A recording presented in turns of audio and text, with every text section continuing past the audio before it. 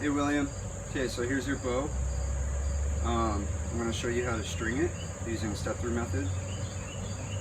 Okay, so the tip with the black horn, your knock with the black horn, which is Siberian ibex, that's going to be your bottom limb. So usually I just start by hooking that on first, make sure the string comes inside the trough and lines up.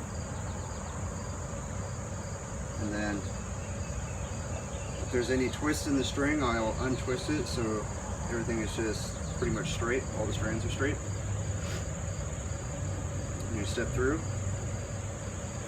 place the handle behind the back of your hamstring, right above the crease of your knee. Hook the lower limb around your shin. Stiffen your left leg, the leg that the handle is behind, and stiffen both legs so you get a really strong stance. Hold here, get the string nice and taut, and then you're going to use your whole body while keeping your legs really stiff to pull. Okay?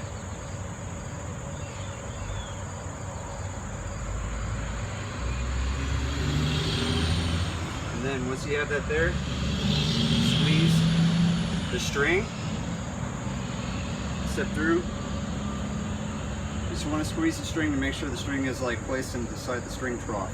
Okay? And what you're going to do is just hold on to it.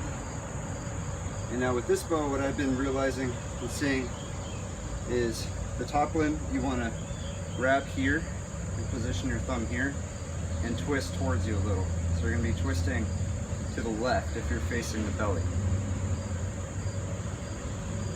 At the same time I'm pulling here, I'm supporting this side of the string here on this limb so this doesn't roll out on me. Now I'm placing the handle here in the string up against my body, and that's doing is pulling the limbs back a little bit.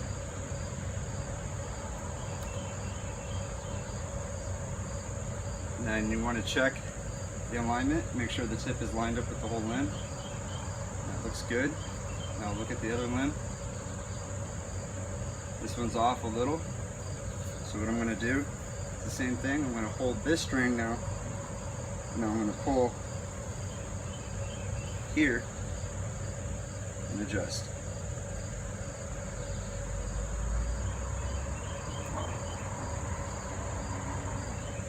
And that one's lined up. Alright William, so because it's so hot out right now, I've done a lot of balancing on this already and it's stable. But during shipping, it's going to probably be in a hot truck. So the bow might move around a little bit. So when you get it, you most likely are going to need to do some balancing yourself, which is good because it's going to present an opportunity for you to develop a relationship with your bow and understanding it and how it behaves. So what I'm doing here, I'm going to show you what to do if the bow isn't responding to just overcorrecting any twist just by hand. You're going to have to use a little bit of heat. Now the heat source that I want you to use is radiant heat, which is like either from an electric stove or an electric hot plate. Whatever you do, don't ever use, never use a heat gun or a hair dryer or an open flame. Okay, you only want to use just a heat element at somewhat like a low temperature, just to warm the bow up. You don't want to overheat it because you'll cook the glue in the bow. So I have the stove set at like a number 4, and you can see I'm holding the bow around like 10 inches to 12 inches above the heat source. And the way you can check the heat is just put your hand over like this to make sure it's not too hot. And as I'm warming up the area that's twisted in the bow, the top limb really you want it to go this way. So I'm placing my thumb here and then my fingers here, and I'm just turning like this. Now there's a little bit of side bow here in the limb that happens. So what I'm going to do is warm this up, and then I'm going to show you how to move the bow while it's strung after you warm it up. Now what I'm doing here is I'm twisting the bow, so I'm warming up the side and the back, and then slightly get a little bit of warmth on the belly. And just be careful you don't put your string or burn your string, because then it's going to break your string and your bow's going to dry fire. That's really bad.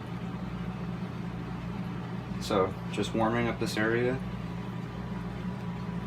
continually checking to make sure it's not too hot, and then checking the warmth here. If you have a temperature gun too, like a digital temperature gun, that helps as well, with a little laser pointer.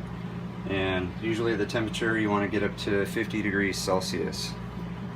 Okay, and maintain that for a few minutes. Over time you'll just get a feel for it.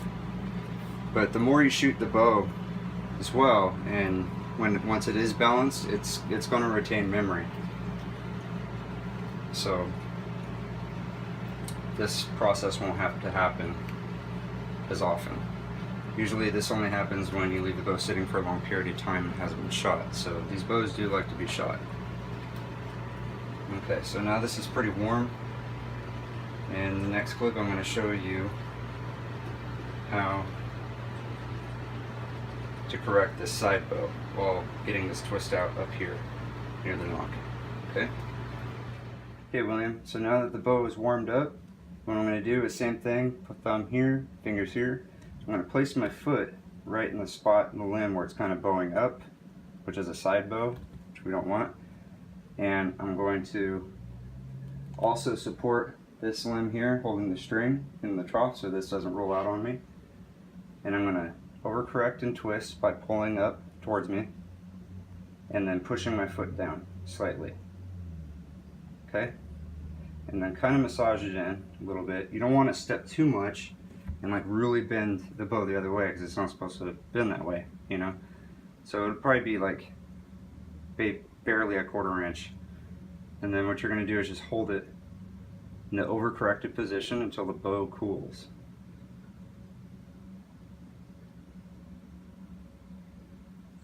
Alright, William, so now that we've done some heat correcting, now the next step is to slowly draw on the bow. Whatever you do, just don't go into full draw right away because twist can manifest still as you're drawing the bow. So we got to work that stuff out too. Okay? So what I'm going to do is just start drawing on the bow slowly, looking at the limbs, up the top and the bottom, and watching and sighting down it. Now if there's still any twist happening, what I'm going to do is do like a cold correct, right? And I'm just going to work the bow and hold it for a second, twisting it the opposite way. Not too much, just a little bit, okay? And then I'm going to draw again and keep checking, which is better. Still there though a little bit, and just keep going with it. Now, if the twist doesn't go away, you're going to have to do the heat correcting process again. You just take your time with it, make sure you don't overheat the bow again still, and just keep working with it. It's been really hot, so the bow most likely will, you know, kind of move a little bit during shipping, so you're definitely probably going to have to do this process. But yeah, just take your time. And once you get the bow to full draw, have fun with it. Just make sure you don't leave the bow in a hot car. Even though it's sealed up real good, I don't take my bows out in the rain, stuff like that. I always unstring the bows once they're done, or once I'm done shooting. But these bows can be left strung for longer periods of time. And once you get the bow balanced, I do recommend kind of leaving it strung for a day or two. Only when you're around, so you can keep checking on it and doing any corrections you need to do. So yeah, this was awesome working on this bow for you. Thank you so much for the opportunity. I'm excited to work on your new Tatar bow, and have fun with it, and be safe.